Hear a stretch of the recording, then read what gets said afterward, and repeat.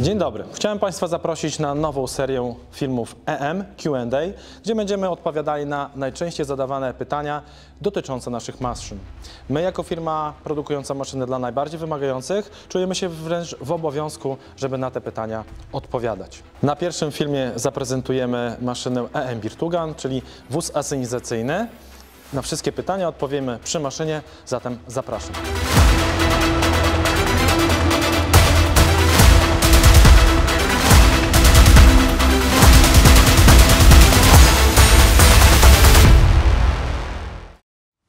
Jesteśmy już przy maszynie, zatem zaczynamy. Pierwsze pytanie.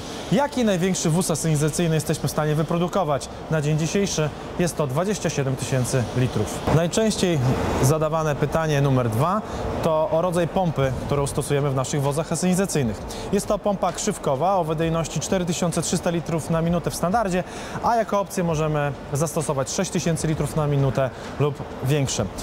Plusy tej pompy to przede wszystkim duża odporność na ciała obce, specjalny system iniekcyjny obudowy zapobiega uszkodzeniu wirników, gdzie właśnie jest to lepsze zastosowanie, jeżeli chodzi o ciała obce. Jest ona dwukierunkowego działania, czyli nawet jeżeli jakieś ciało obce zaklinuje nam się w pompie, wtedy przyłączamy wałek w drugą pozycję i możemy cofnąć pompę i wyzbyć się tego ciała obcego. Jeżeli jednak to nie pomoże, następny plus tej pompy to bardzo łatwe serwisowanie. Z tyłu pompy mamy dekielek, który odkręcamy na kilka śrub i zdejmujemy ten dekielek i możemy przyczyścić pompę bardzo szybko, zajmuje to 10-15 minut. Pompa generuje stałe ciśnienie, nawet do 8 bar, co jest wręcz rewelacyjne, jeżeli chodzi o gęstą gnojowicę, o bardzo trudny materiał. Stałe ciśnienie daje nam stały pobór gnojowicy oraz bardzo równomierny rozrzut materiału i bardzo szeroki rozrzut materiału. Jedną z najważniejszych funkcji pompy krzywkowej jest napełnianie tego zbiornika w 100% bez piany. Druga bardzo ważna rzecz to automatyczne przyłączanie trybu pobieranie, mieszanie. Działa to następująco. Specjalny czujnik wykrywa, że beczka jest napełniona w 100% i w tym samym momencie przyłącza zawór, który zaczyna mieszać gnojowicę i towar wokół całej beczki. Jest to bardzo dobry system, jeżeli chodzi o gęstą gnojowicę, gdzie nie osadza nam się gęsty towar na dnie zbiornika. Pytanie numer 3. Czy nasza beczka nadaje się do RSM-u? Odpowiadam tak. Przy zastosowaniu specjalnych opcji w pompie oraz armatury ze stali kwasoodpornej jak najbardziej nasza beczka się nadaje do RSM. Jaka jest szerokość robocza na łyżce rozlewającej? 26 metrów, gdzie bardzo duży wiatr nam też w tym nie przeszkadza. Przypominam, ciśnienie pompy generujące do 8 barów bardzo w tym pomaga. Jakie aplikatory jesteśmy w stanie zastosować w naszym wozie asynizacyjnym? Odpowiadam, każde, które są na rynku. Dlaczego? Mamy ramę przystosowaną nawet do najcięższych aplikatorów talerzowych. Jest to rama o profilu 300 na 100 o ściance 10 mm. Rama jest przysunięta maksymalnie do zbiornika, tak żeby każdy aplikator, nawet najbardziej ciężki, nie sprawiał problemów. Zawieszenie można zastosować w naszych wozach asynizacyjnych. Stosujemy oś podwójną i potrójną.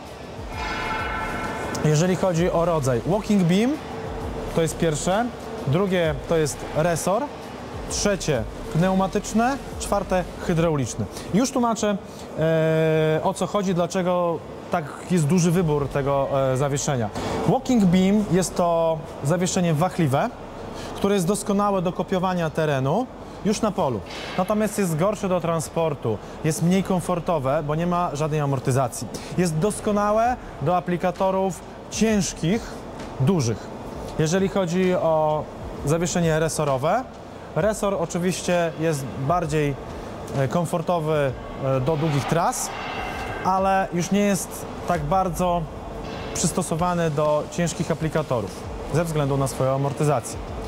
Jeżeli chodzi o zawieszenie pneumatyczne, idealne do transportu, chyba najlepsze do transportu, najgorsze do bardzo ciężkich aplikatorów, więc rekomendujemy je klientom, którzy pokonują bardzo duże dystanse.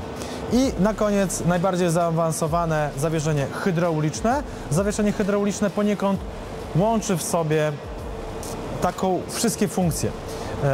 Można zaczepić do tego zawieszenia aplikator trochę cięższy. Jest to też zawieszenie, które jest komfortowe do transportu. Jeżeli chodzi o ogumienie, które rekomendujemy do tego rodzaju zawieszeń, to 750×60 R30,5. Jest to duże, szerokie ogumienie, idealne do podmokłych terenów.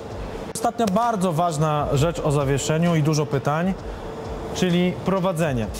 Z reguły oś skrętna, nadążna, w opcji wymuszona.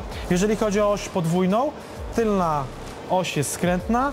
Jeżeli chodzi o oś potrójną, pierwsza i ostatnia jest skrętna. Z jakiego materiału wykonany jest zbiornik i jakie są plusy tego systemu? Jest to zbiornik z włókna szklanego, którego największą zaletą jest jego waga, czyli dużo lżejszy od metalowych. Jeżeli chodzi o grubość od 22 mm do 12 mm, gdzie najgrubszy jest na dole i w newralgicznych punktach, 12 mm ma na samej górze. Ile falochronów posiada nasza beczka? 4 falochrony, które mają specjalny kształt, jak blacha trapezowa, gdzie wtedy wzmacnia to konstrukcję. Falochrony zamocowane są na dole i na górze. Często w innych firmach są to tylko falochrony na dole. U nas są to 2 falochrony, góra-dół, gdzie są one ze sobą też spięte, żeby ta sztywność była lepsza. Cały zbiornik pokryty jest specjalną laminacją na zewnątrz, żeby uniknąć działania UV i wszystkich warunków atmosferycznych, żeby zachować swoją estetykę i dobry wygląd przez długie lata. W środku jest zastosowana laminacja, która uodparnia cały zbiornik na działanie wszystkich środków chemicznych zawartych w płynie przewożonym w środku zbiornika. Dodatkowym atutem zbiornika jest jego kształt, gdzie forma jest specjalnie stworzona pod EM. Widać od razu, że jest to kształt nietuzinkowy, jest to kształt, który może się podobać. To też jest przecież bardzo ważne, kupując takie maszyny. Jakie sterowanie można wybrać w naszej maszynie? Otóż odpowiadam. W standardzie zastosowaliśmy już wyświetlacz ciekłokrystaliczny z firmy Topcon. Nie mamy nic poniżej. Jest to w naszym standardowym wyposażeniu. Jest to sterownik, z którego możemy wysterować i obsługiwać funkcje całej maszyny.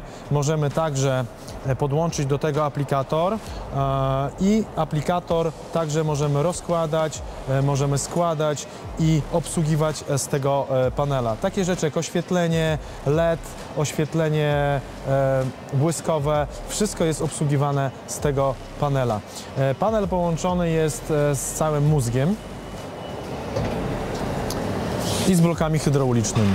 Ile sekcji hydrauliki potrzebuje wóz asynizacyjny? 2-3, dlatego że nasz sterownik, który mamy, ma już rozdzielacz sam w sobie, czyli do obsługi wszystkich funkcji jest jedna sekcja hydrauliki. Druga sekcja hydrauliki służy do skrętnej osi. Trzecia sekcja hydrauliki do stopy. Więc 3 sekcje w zupełności wystarczą.